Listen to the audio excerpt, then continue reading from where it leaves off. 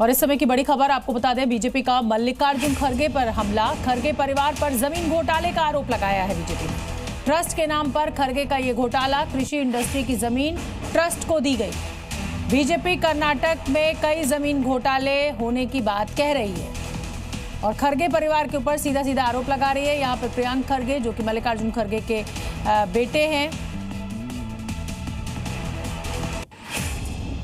मल्लिकार्जुन खड़गे और उनके बेटे मल्लिकार्जुन खड़गे and his son Congress party के अध्यक्ष एक ट्रस्ट के माध्यम से कर्नाटका में लैंड लूट और भ्रष्टाचार कर रहे हैं, ऐसा हमारा आरोप है।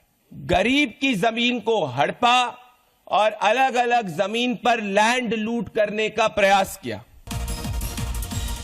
भरत तिवारी एनकाउंटर केस में जी न्यूज की खबर का बड़ा असर। डीएसपी थाना अध्यक्ष समेत 5 पर एफआईआर दर्ज।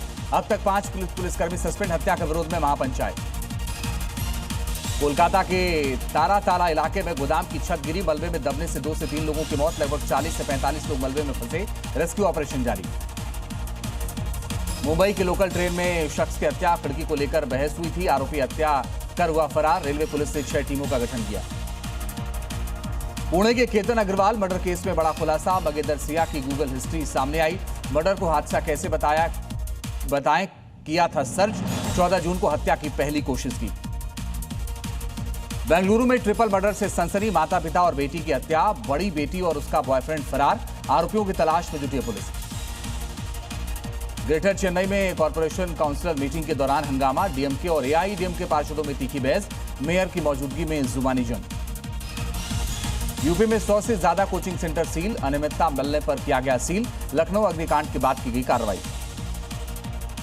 3 तलाक यूसीसी को लेकर एनसीपी अजीत पवार गुट की विधायक सना मलिक का विवादित बयान। महाराष्ट्र विधानसभा में उठाई शरिया लागू करने की मांग। नीतीश राणे का पलटवार। ये पाकिस्तान की संसद नहीं। अरुणाचल प्रदेश में भारी बारिश से तबाही। लगातार बारिश की वजह से कई इलाकों में बाढ़। असम में भी हाई अलर्ट। सड़कों पर बुनियादी ढांचे को भारी नुकसान। 13 दिन देरी से मुंबई पहुंचा मानसून। कई इलाकों में हुई झमाझम बारिश। 16 घंटे के भीतर 19 राज्यों में भारी बारिश तूफान का अलर्ट। 90 की रफ्तार से हवाएं चलने का अनुमान।